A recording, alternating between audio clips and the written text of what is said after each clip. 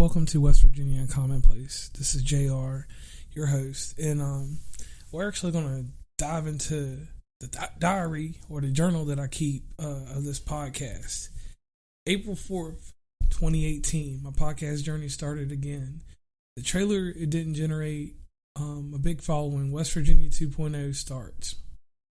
April 8th, 2018, episode 2 comes out and it's trash. Poorly received. April 13th, 2018, new music and other topics drops once again. A horrible showing. April 19th, 2018, the show pod fades. September 28th, 2018, Michelle encourages me to get back into recording. I listen, but I don't do anything. I felt like a failure. October 15th, 2018, Michelle gets me to record 12 episodes over a 6-day stretch. We never released those episodes, but she really got me back in podcasting. And everyone knows the story that goes from there. So let's go in here. 2019, the whole 2019, I did nothing with podcasting. I never think a moment about it. Michelle mentioned to me we should release our show, but sadly, the show never came out. Michelle passed away in July of 2019.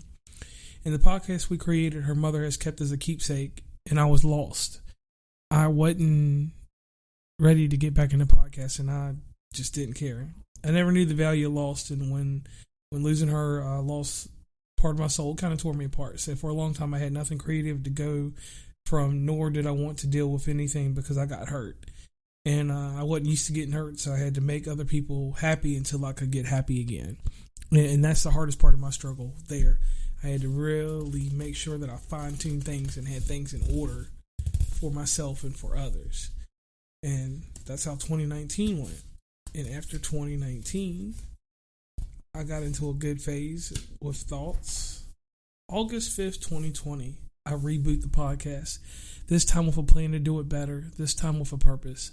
The only missing piece is my audience. That's the one thing that I was missing. I really thought about what makes a podcast great, and I decided to try a few things to see where it went.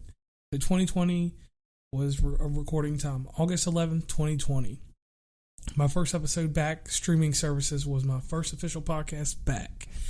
The episode was a split episode, and I got the criticism I needed and got to experiment with things I liked.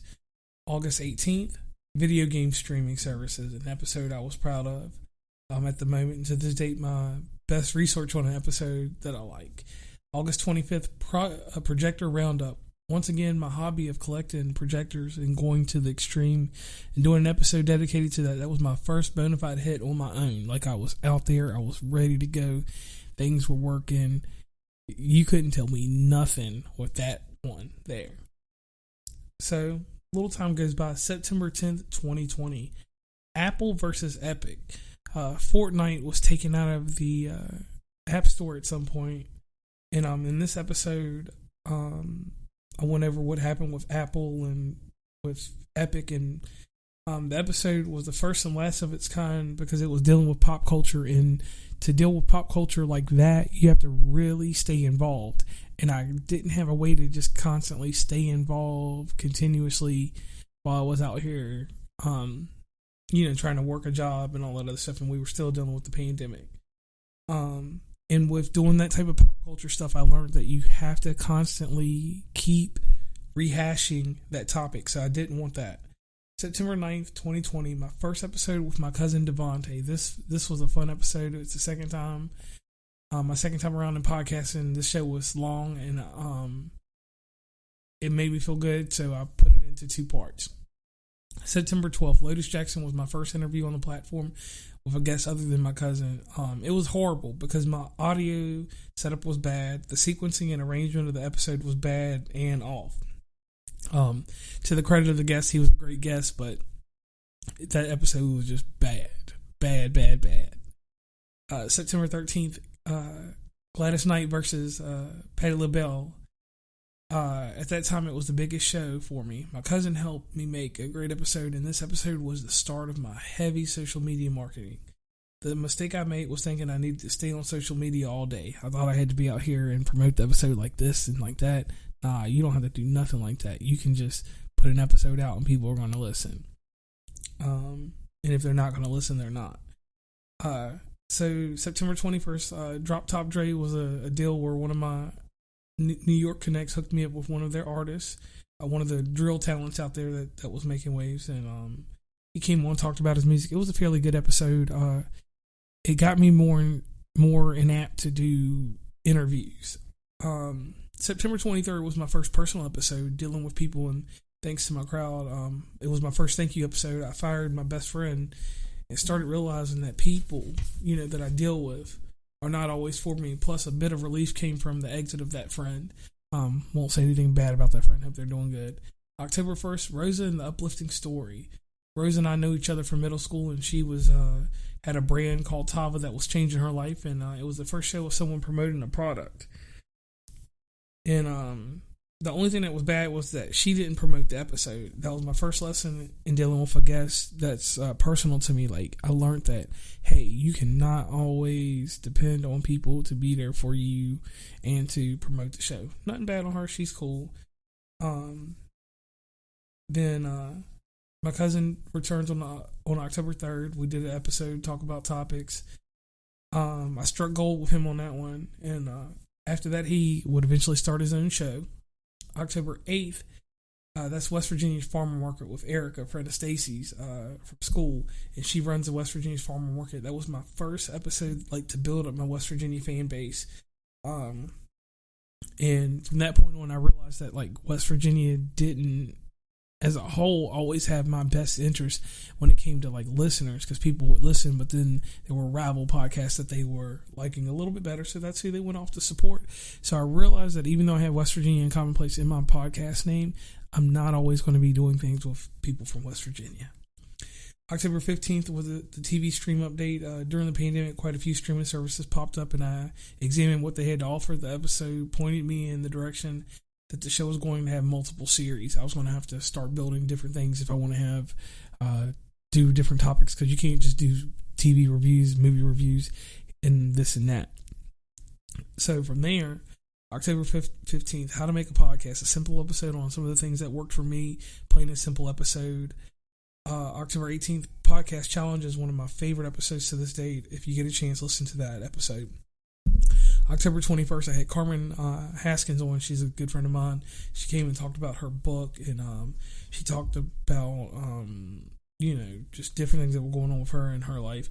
And she was the first person that I had on that I was able to just do the guest promotion the right way. October 24th, Ghosted, Devontae, my cousin once again. We go in on that topic of being ghosted. Another classic. October 29th, Heather Ross. I met her. Her episode was powerful. It was about a parent of a child who was an addict. The episode was the first of a series tone of episodes that will become part of what made my podcast what it is today. Just the way I asked the questions and things that I derived from the show later.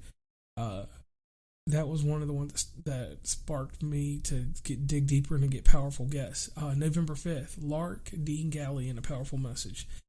This is the show that gained me notoriety. This is the subject of suicide and having it happen twice in her family, and living with that and being able to encourage people to do stuff. I considered it to be my first bad work in podcasting because of Pat from Podcastagram. He took that episode, listened to it, and decided that it was something that he liked, so he promoted it for me, and it went into a whole nother realm and just worked out better for me there.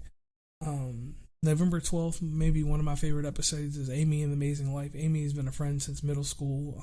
She talked about photography, her life as a journalist, and things like that. That was a feel-good episode, and a lot of local support. That's where my home state of Virginia really started backing me after that episode, so I always thank Amy for that.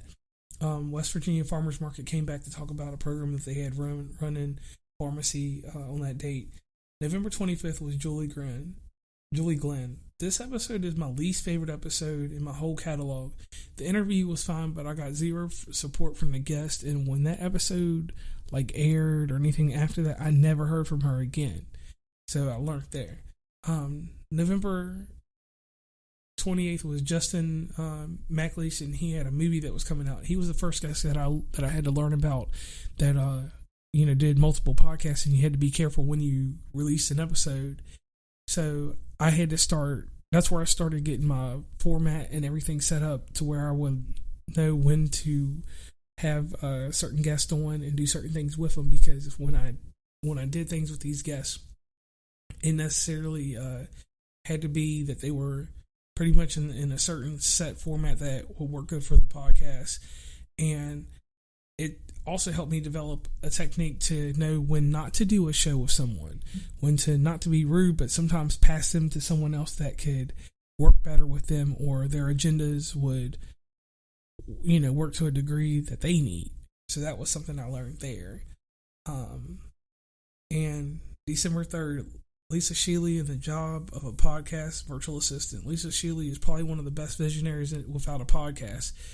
She aided me in numerous affairs and business, and I've had a great deal with her. She is one person that if you ever get a chance to deal with, definitely deal with her.